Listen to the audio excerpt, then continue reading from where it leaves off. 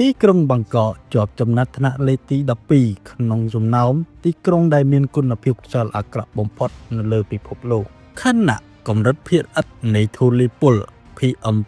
2.5 បានហក់ឡើងខ្ពស់ខ្លាំងចំណែកឯទីក្រុងដឺលីនៃប្រទេសឥណ្ឌានៅតែបន្តស្ថិតក្នុងចំណោមលេខ1ដែលជាទីក្រុងមានការបំពុលខ្យល់ខ្លាំងជាងគេបំផុតយោងតាមសន្ទុះគុណភាពខ្យល់ IQAir នៅថ្ងៃទី14ខែមករាឆ្នាំ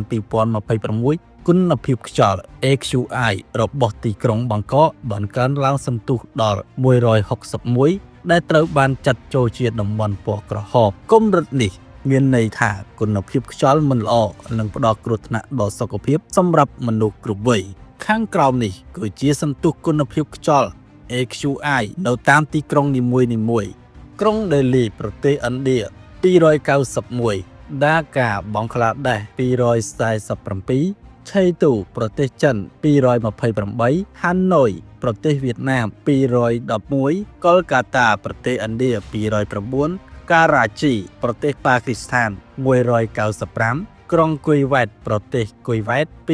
284ឡាហងប្រទេសប៉ាគីស្ថាន184ចុងឆៃប្រទេសចិន183ឌូបៃអារ៉ាប់រួម172កាន់ថ្មាន់ដូប្រទេសនេប៉ាល់170បាងកកប្រទេសថៃ161អ៊ូហានប្រទេសចិន